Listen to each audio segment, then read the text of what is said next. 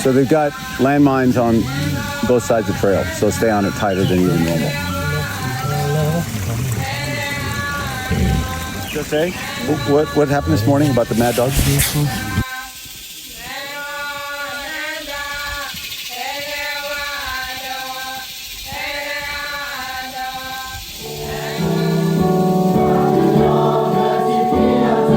Just a quick note before today's show. While we have transformed our entire platform to respond to the ongoing crisis in Myanmar, increasing our production of both podcast episodes and blogs, we cannot continue without your support.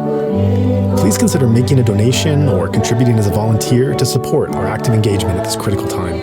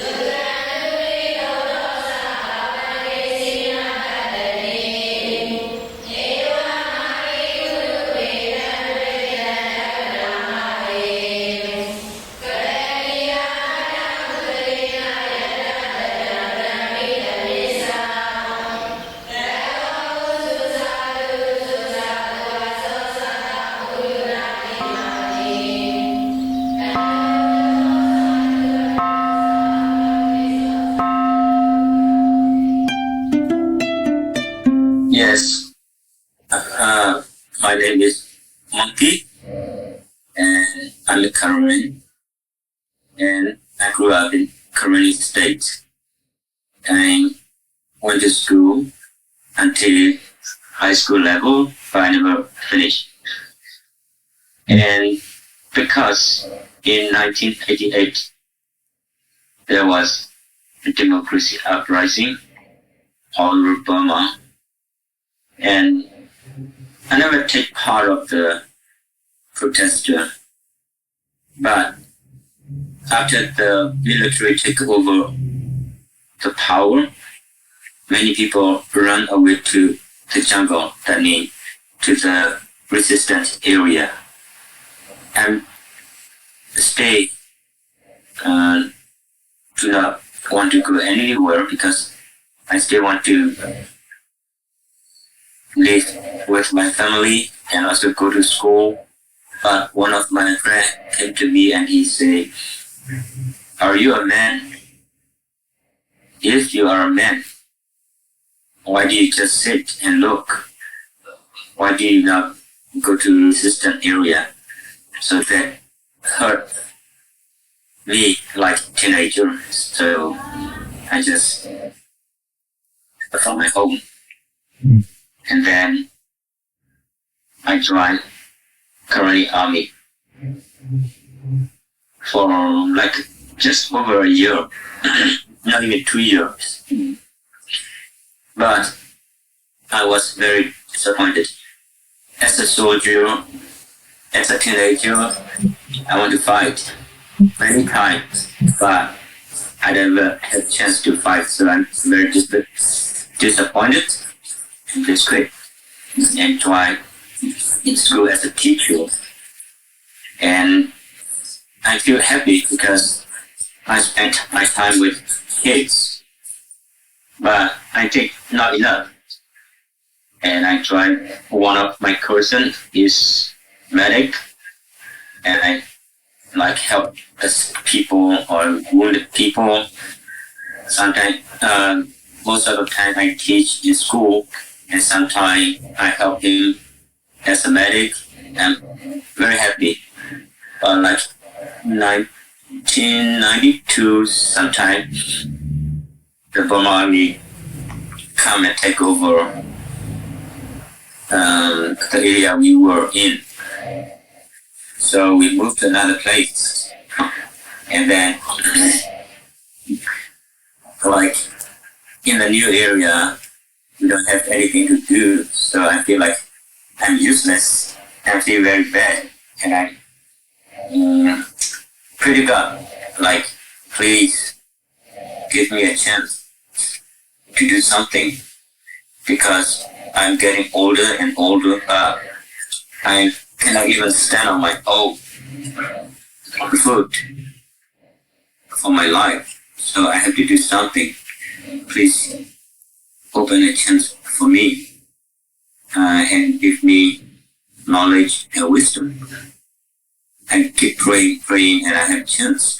Like we shortly say, we met David Eubank, and he said in 1997, he said he wanted to join the meeting or conference, like this called Asia Institute of Christian Communication. So I was very happy, but I'm very scared because those are like world class. My English is 0, so I dare not to go. I don't want to go, but I pray, but I still have to go. And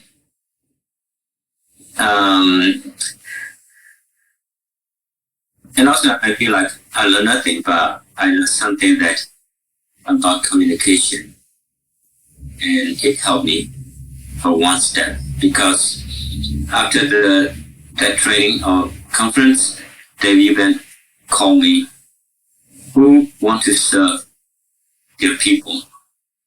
Right now, in 1997, right now, Burma Army launched the offensive against the resistant area and also the village all along the Thai-Burma border, especially Karenni and Shan area. So he was busy in southern Korean state. Meantime, he want to help Karenni people too. So he asked who wants to serve. So I'm just say, I want to, because even though I do not deserve the training or conference, God gave me a chance to go and set me up with some knowledge, so I have to return to something. In 1998, I joined the Free Burma Rangers as chaplain and video cameraman, like that. Okay, so going back a little bit, you said that when you originally joined, you joined the Karenni army, and at this time you were about 18, 19 years old. You said your motivation was that you wanted to fight, and your friend challenged you and said that, you know, if you are a man, you should fight. How do you feel about this, your motivation? How do you feel about your friend now that you are older and that you are wiser?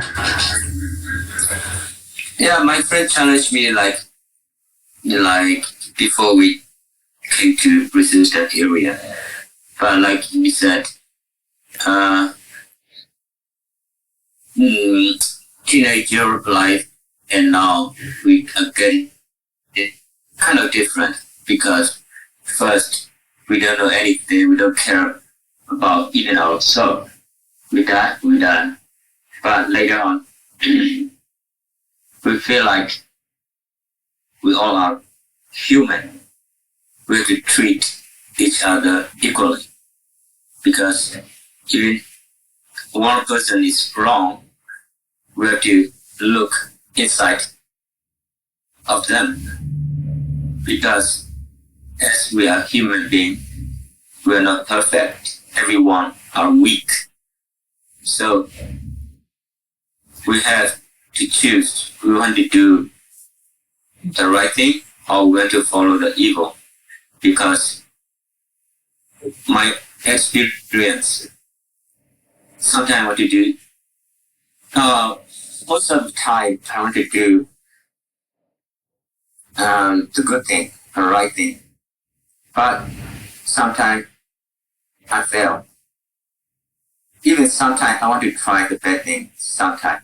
So we are, as a human, we have like challenge to choose the right thing and the evil thing.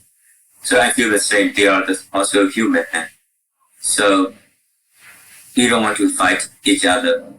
If possible, you want to try and shine a light to them to see the truth, like we feel differently right now. Okay. Do you think that this applies to everyone? Do you think that the people who are in the Burmese military, the Tatmadaw, the people who are committing these terrible crimes, that they can be shown that what they are doing is bad and they can be changed? Is this your view? Yeah, like we said, they can be changed or not changed. Not our business. Our business is only we want to shine the light on them because they are doing the wrong thing, and we never know who will change. And sometimes we see some of Burma Army soldiers also deceived and somewhat changed, and some even join the resistance group like that too. We see that too. Okay. So you spoke about leaving the Karenni army. You spoke about going to school, working with the children, training as a medic. Now you're with the Free Burma Rangers as a chaplain. It sounds that you much prefer helping people. You much prefer these humanitarian activities to combat. How do you feel about violence? Do you think that violence is necessary, or do you think that it is something that should be avoided? What is your relationship as someone who has matured over the last 30 years to violence?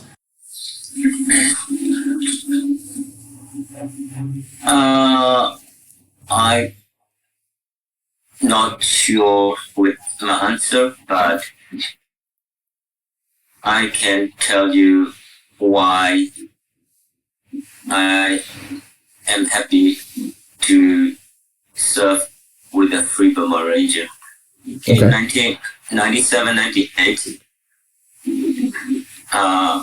as I traveled to the IDP area, I see many problems that people do not have to suffer just because Burma Army make an offensive attack not only the resistance group, also the people, the like civilian, the villager. So we see the villager under the tree without shelter or just on the ground. So it makes me very, very sad. And then as we travel, we see dead people along the way. Nobody knows who are they because Burma Army take them as a portal and they die in the steps by the trail.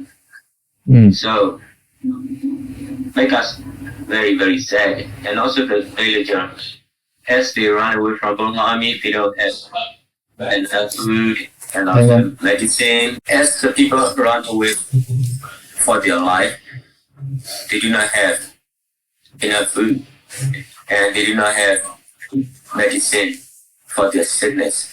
And many people die unnecessarily. So I feel very sad. And also one other thing, like I never forget because two of the boy brother, they are very small, but they don't have parents. They are orphan. They stay with the villager, house by houses. So when the Burma Army and everyone run away for their lives, nobody noticed where the boys are. But when kind of settled down, people search for those two boys, and they found only the dead body covered with insects. So and he point and show me the like the rest of your body. I feel very, very sad and feel very angry. I want to fight again. But I realize even I joined the Karenni army for almost 2 years, I never had a chance to fight. So why do I try to fight it again? Because if I join, I will not have a chance to fight. But right now, I still can do and serve the people in need in some different way. So why do I try what I'm doing? And later on, year by years, I realized that God is us with what gift we give to every one of us. So I think, this is God using me as his gift. So I'm happy to work with Free Burma Rangers, serve with them for the people. Even I'm getting older and older and slow, I still want to try something good as God used me like that. Otherwise, I'll be useless. So then, if we go back to when you met Dave Eubank, so we're going back to 1996, did you know in 1996 who Dave Eubank is? I do not know him because that time I stayed in the Karenni foreign office. So he came there. He never know me, I never know him. I only know his foreigner and name David, that's all I know. But later on, like 1997, we met each other and knew each other, and I find out he's a former American Special Force, one of the officers like that. But as he told me, not me, he tell everyone because he's following a call from God. So, yeah. So what made you want to join with Dave Eubank? Was it him personally, or was it the Free Burma Rangers as an organization? I want to join Free Burma Rangers because I see many bad things our people, not only Karenni, everyone from resistant area. I mean, out of Burma Army control area, they suffer from Burma Army oppress or torture. So that made me want to help them. And right now, only one organization I work with, and I have a chance to help my people. So that makes me work with Free Burma Rangers. And Free Burma Rangers never fail to us whenever we need for the people. They try to get best and support us, support the people like that. Interesting. And so you feel that it was better to join the Free Burma Rangers than to go back to the Karenni army? Now I'll stay with the Free Burma Ranger as long as I can move. So I will never go anywhere because Free Burma Ranger, they let God lead them, and they obviously listen to God's guidance. So I still want to start with Free Burma Ranger. I see. And just on this topic, you bring up God quite a lot, and we know that the Free Burma Rangers are a very Christian organization. Were you raised as a Christian? I was growing up from Christian family. My grandfather is like acting pastor. Okay. and I become a Christian like traditional or culturally. I do not really have a relationship with God. But when I left my family and had to stand on my own alone, I realized that why do not I ask God for help? And He does everything I ask for. So, like, I get the like personal Christian or what the have relationship with God straight by myself. So, and then I realized only God can guide me for my future, and that is why I call out God all the time. Even I get a wife, I ask for God, and I get a kids, I ask from God, and I said, God, please wait for me 3 years. After 3 years, I'll be ready for kids. For sure, God make Himself very true. Even my wife doubt, like I should not have baby or whatever. After 3 years, we get married, we have son, and now we have 4 kids. And also, the kids are growing up like, yeah, they love God. And we don't have to tell them what to do. They just have their relationship with God. So we are happy with that. So congratulations. That sounds very successful. But so I find this very interesting. You have a wife now and you have children now. But you mentioned that in 1988 you left your family. You made that decision to leave your family. Can you tell me what that was like for you? How difficult or how easy was that decision? That decision is, we can say very easy because as a teenager, we don't know anything. Like, we just want to do what we want to do, and we just want to compete with some other people. If they can't challenge us, we just, okay, take it and do it like that. We don't know what will happen in the future and how we will live in the future. But thank God that He brings us back to Him, to rely on Him and walk with Him.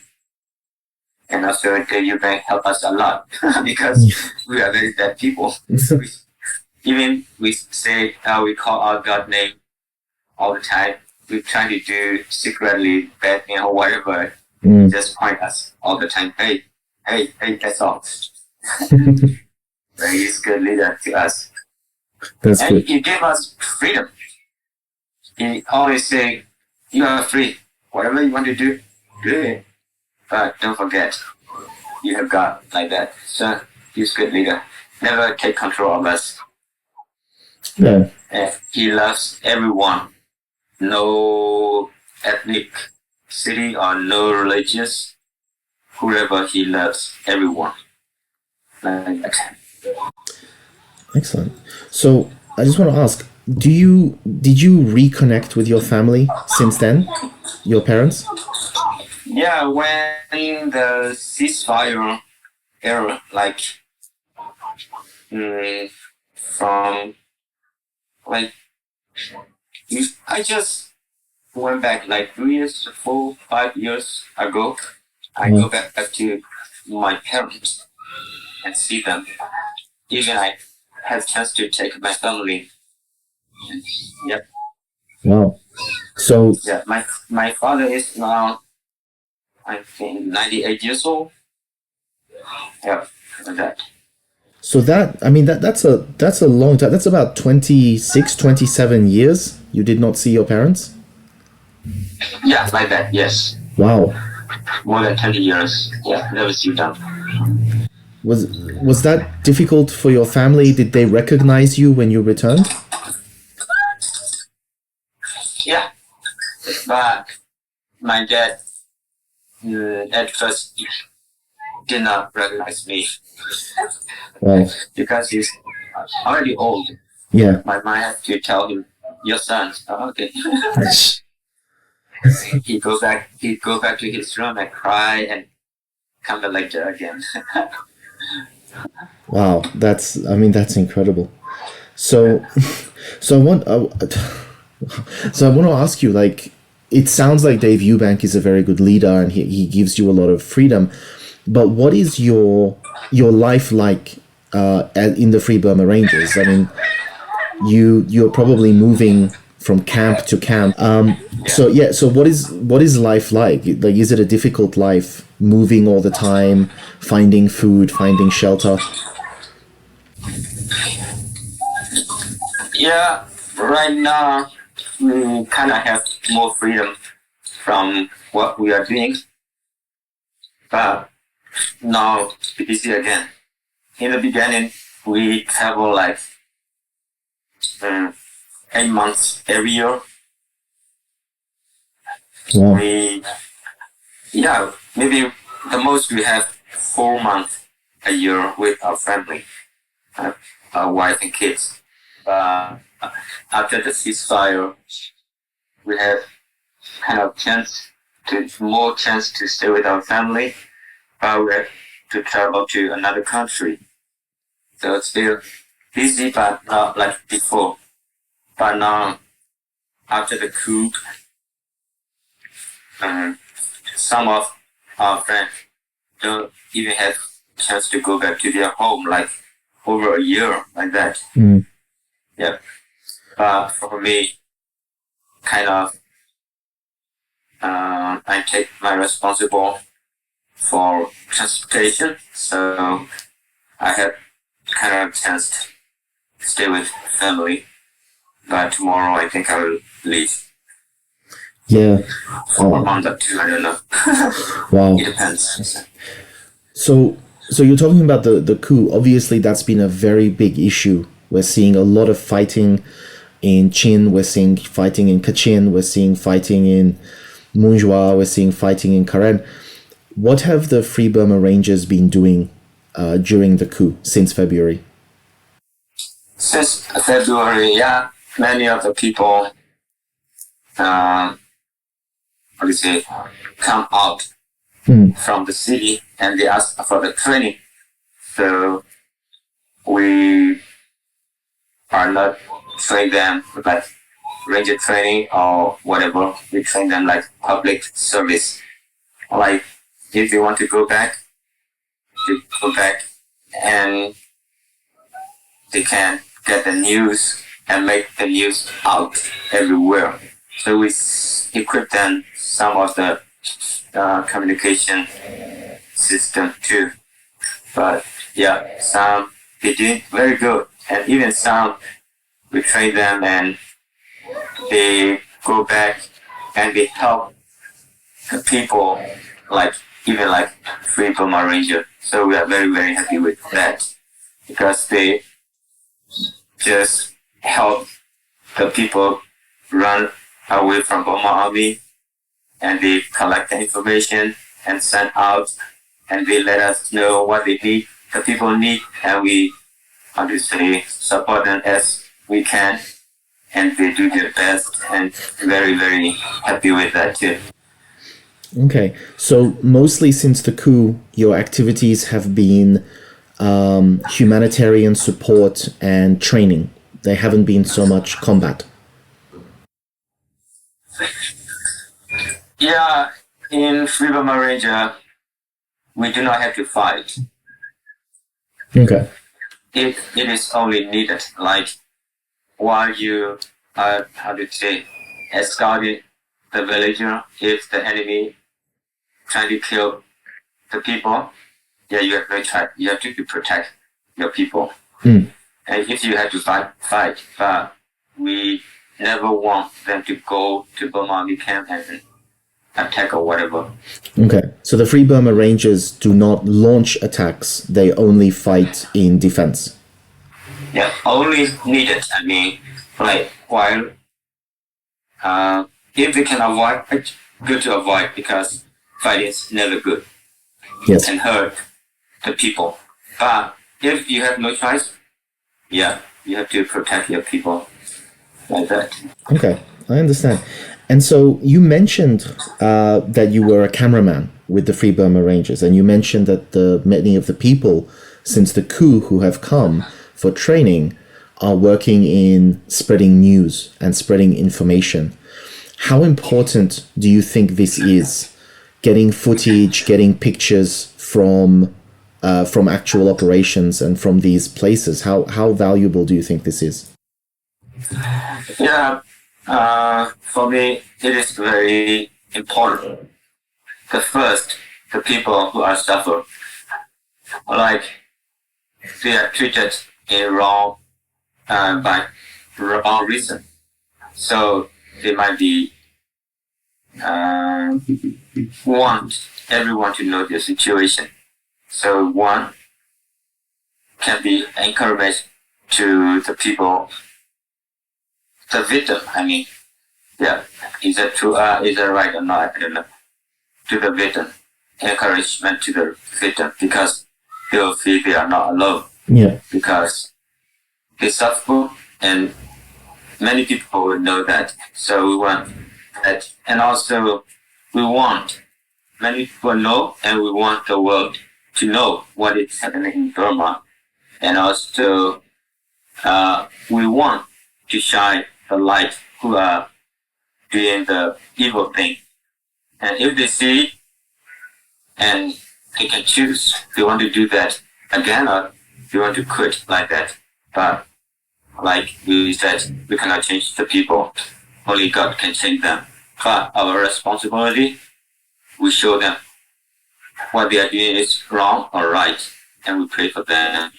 Yeah, that's all we can do. So I think information is and footage is very important for us.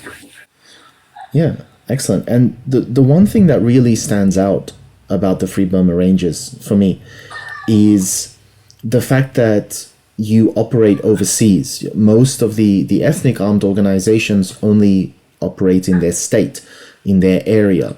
But you, the Free Burma Rangers have been in Kurdistan, they've been in Syria, they're in Iraq, they're in Sudan.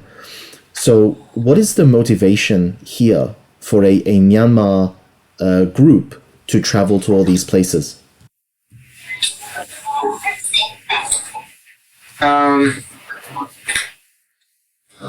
For me and one of my friends, especially one of my friends who died in Syria, he said he wants to help everyone those needed everywhere.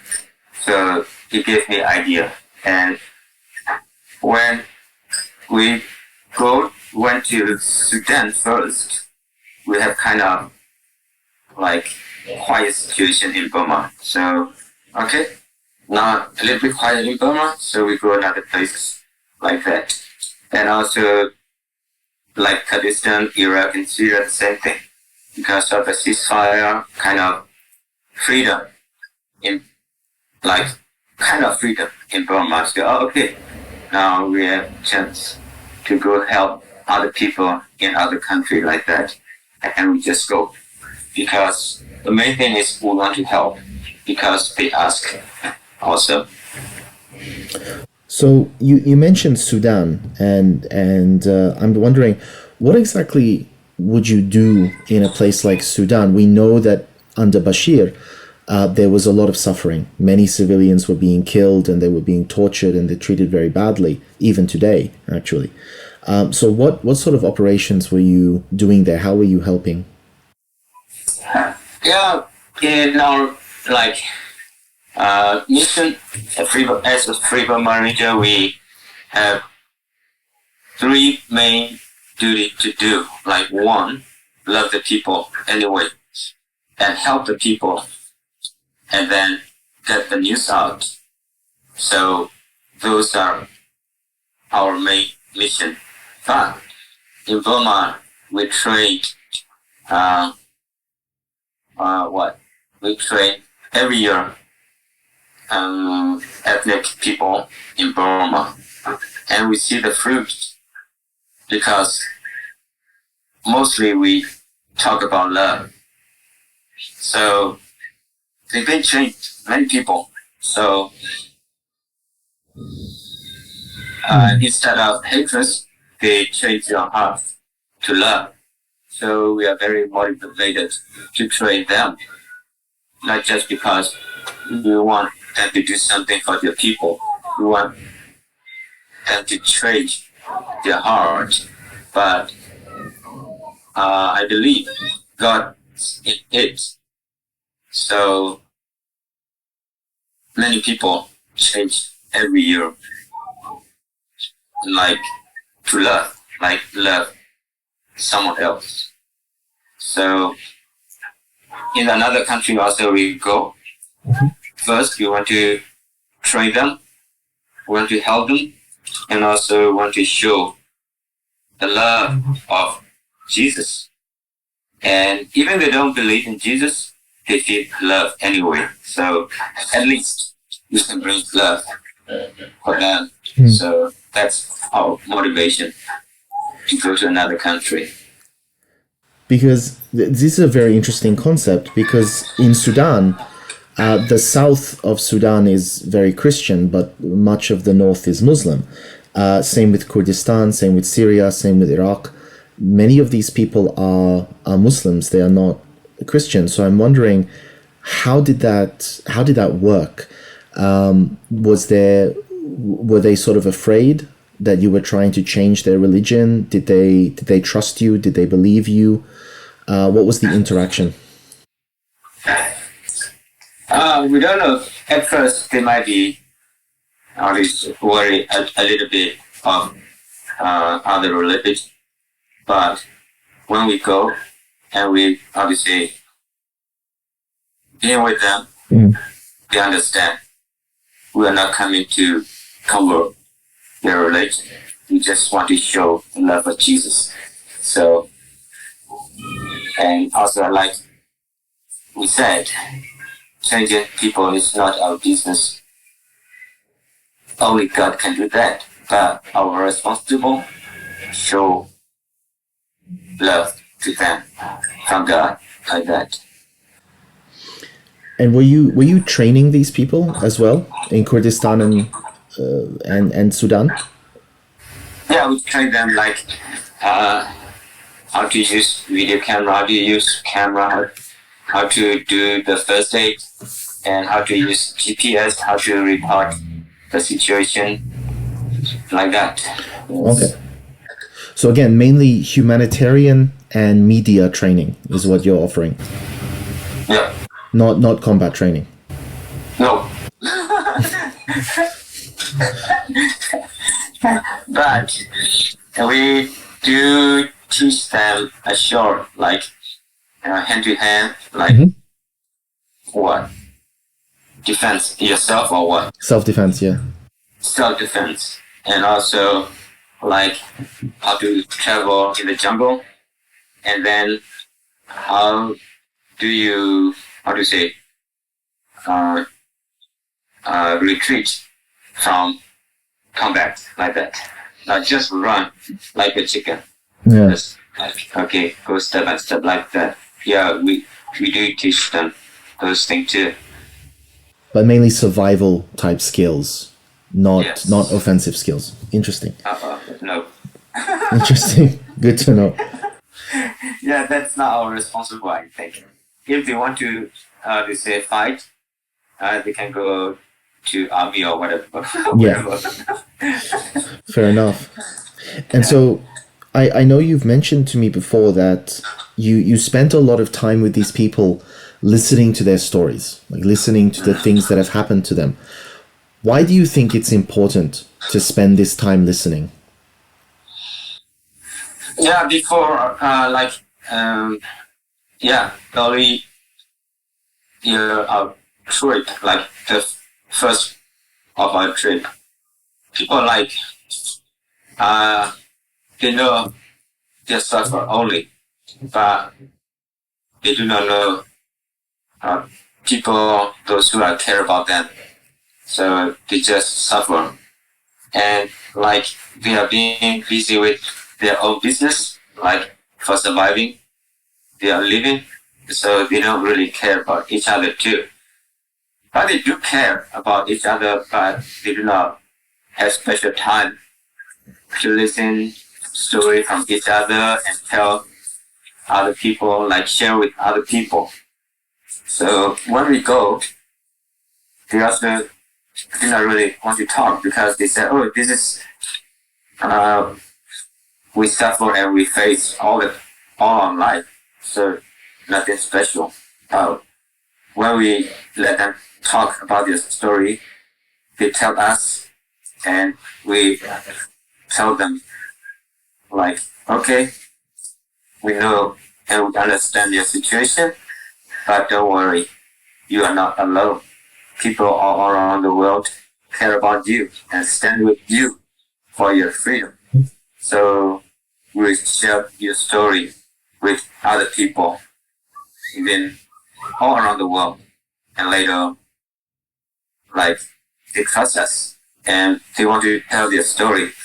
And sometimes very sad, but happy because we had a chance to get the news out all around the world. And kind of we give them hope because they are not alone. People stand with them like that. And do you feel, and I'm curious to hear the comparison, do you feel that there is similarity between the suffering of the people in Myanmar and the suffering of the people in Mosul, suffering of the people in Nuba Mountain, suffering of people in other countries? Yeah, same, but differently the same. I don't know how to explain that. Because culturally, or like, and religious, or whatever, kind of different. And also, like, what?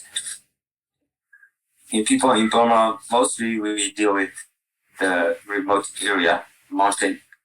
So, different. Because in Mosul, like in city or fancy life. Yeah. So what I'm wondering is, do you see similarities here? Bashir is a dictator. In Syria and Iraq, of course, we had the Islamic State. In Myanmar, we have the Tatmadaw. Do you see similarities in the way that these groups act and the way that they treat their civilian populations? Yeah, Bashir, I do not really know because I've been to Sudan only once. Mm-hmm. But in Iraq and Syria, kind of different. Let me say that because they kill a lot of people at once or whatever, one time. But in Burma, not like that. They kill slowly and slowly, but for long. How long? Like 60, 70. So killing is same, but the ISIS, they kill one, like a lot of people one time. In Burma, I mean, one or two people, like that. So same, but just different. Yes. Killing slowly and killing whatever like that. Yeah, I cannot explain to you like that, but yeah, I see like that. Okay.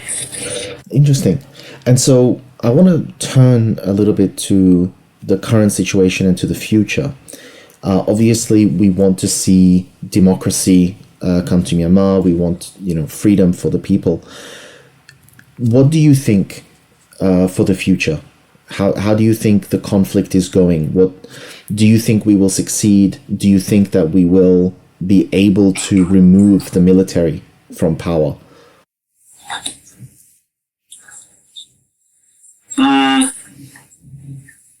I do not have answer for that, but I believe the evil will end up sometime, but we don't know how long.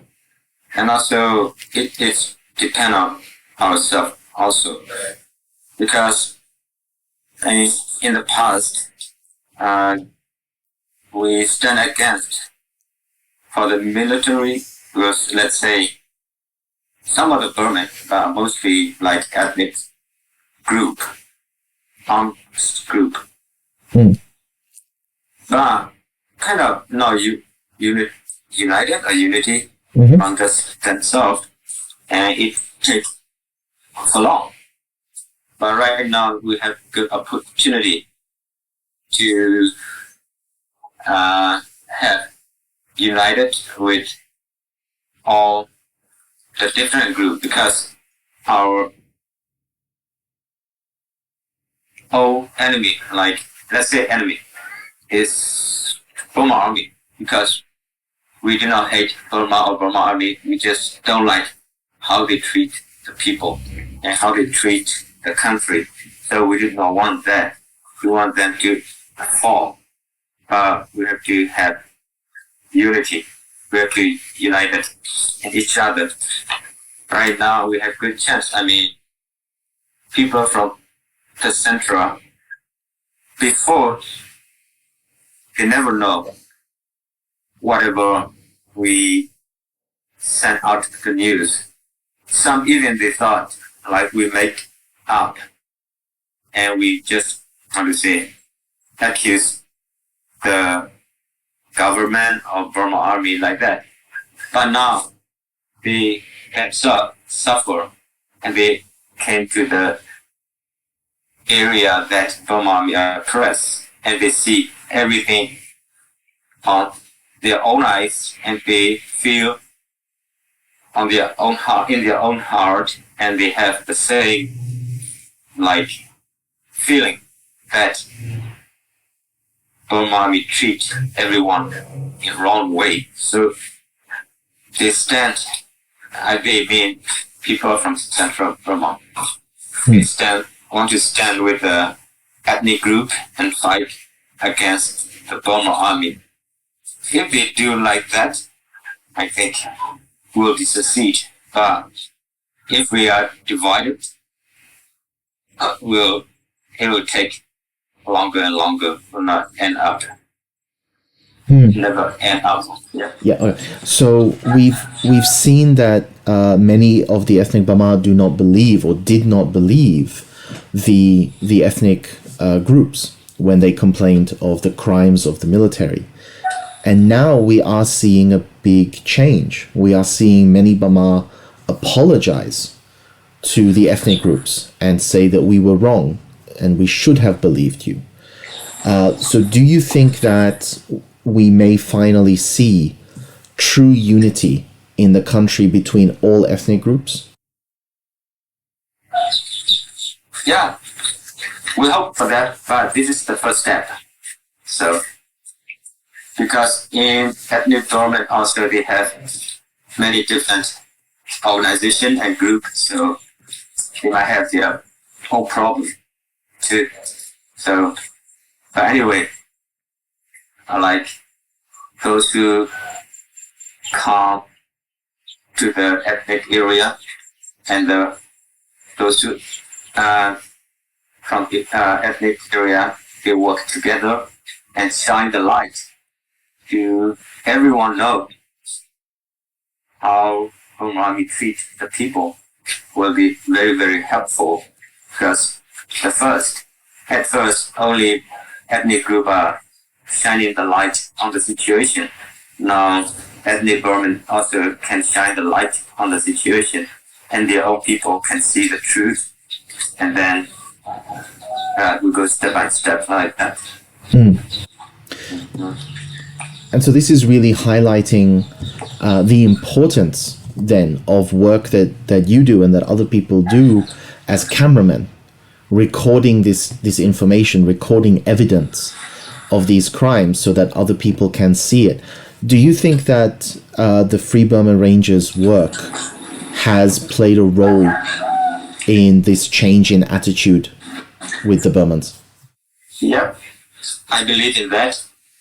Not only camera, like whatever corner we serve, we try our best and we work together, so that will help change Burma. Okay. Yeah. And so the last thing I really want to know is, what is it that the Burmese people, the Myanmar people, need in order to overthrow the military coup and return to a democratic country? What is it that they need that they don't have?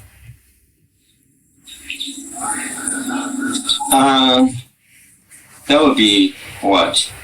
Political thing or what? I don't know. Like anything.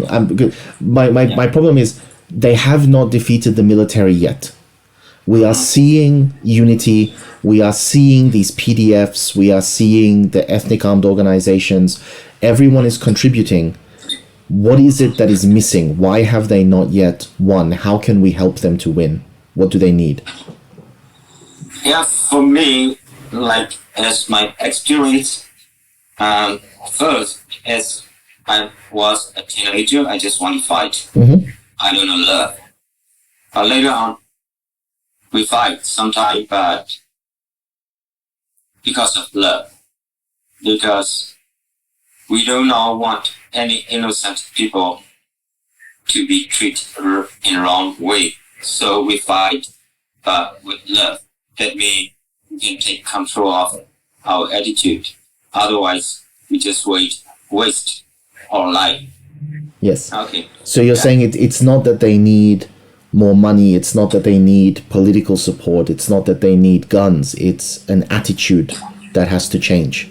Yeah, like that will become step by step. Like at first, right now they have to fight. Yeah, they are doing the right thing, but they have to be careful. Fight, but fight with love, not with hate. Excellent. Hatred. Yeah. And also, like now situation, they do not have financial support enough. I mean, because many people are like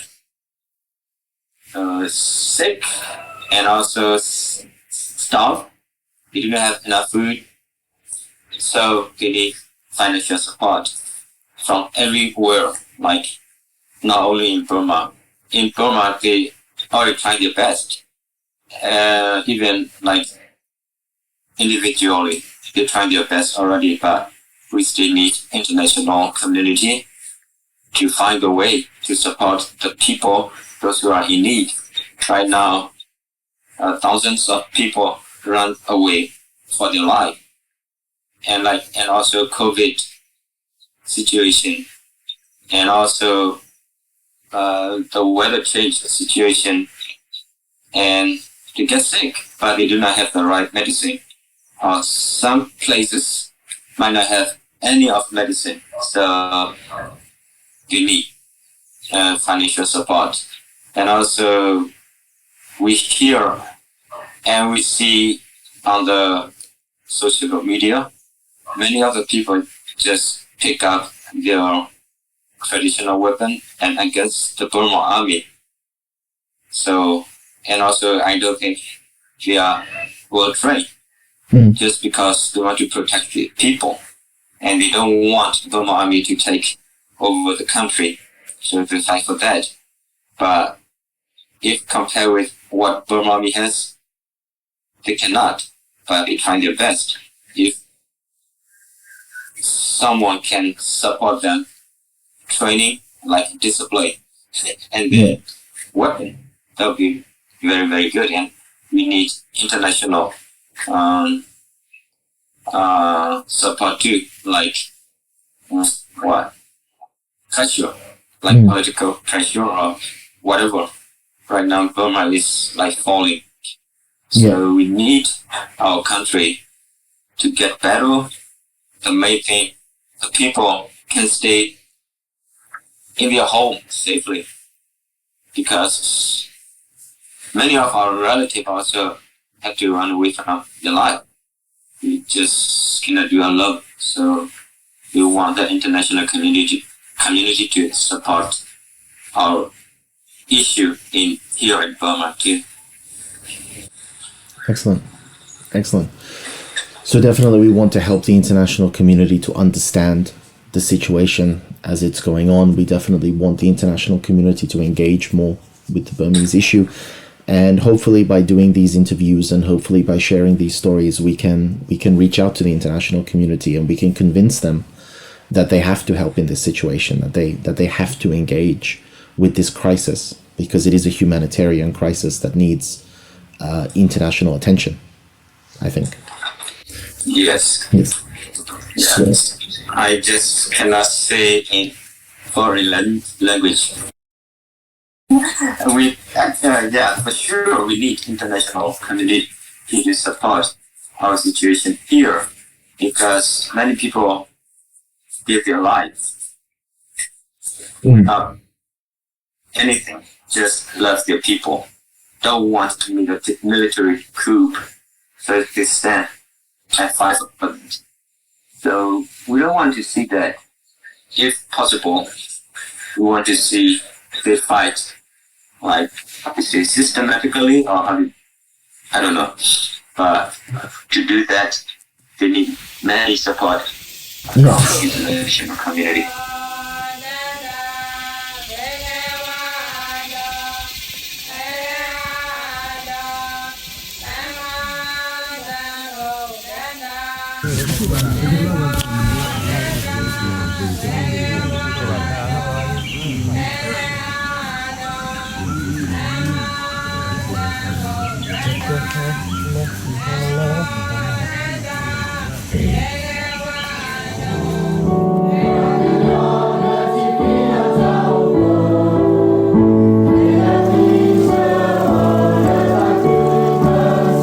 As inspiring as today's guest was, I know from experience that when you're listening from so far away, there can also be a certain kind of helplessness in hearing about people's dire struggles. Thankfully, our nonprofit mission offers a reliable way for interested listeners to provide financial assistance to those local communities who need it most. All donations are sent to support urgent humanitarian missions, as well as those vulnerable peoples being impacted by the military coup. By taking an active role in helping to support the movement, you can help ensure that people like today's speaker have even a few more resources to draw upon and can manage even just another week in continuing their efforts. If you would like to join in our mission to support those in Myanmar who are being impacted by the military coup, we welcome your contribution in any form, currency, or transfer method. Your donation will go to support a wide range of humanitarian missions, aiding those local communities who need it most.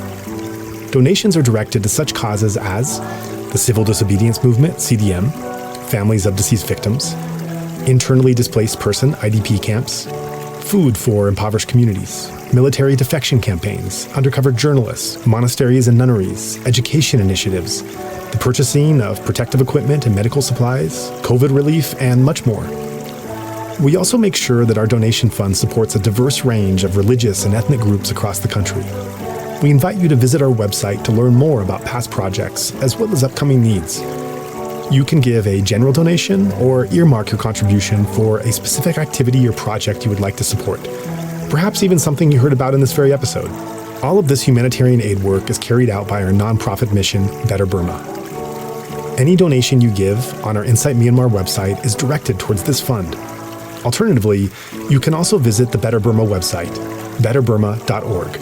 That's BETTERBURMA.org, and donate directly there. In either case, your donation goes to the same cause, and both websites accept credit cards. You can also give via PayPal by going to paypal.me/betterburma. Additionally, we take donations through Patreon, Venmo, GoFundMe, and Cash App. Simply search Better Burma on each platform and you'll find our account. You can also visit either the Insight Myanmar or Better Burma websites for specific links to those respective accounts, or email us at info@betterburma.org. If you'd like to give it another way, please contact us. Thank you so much for your kind consideration and support.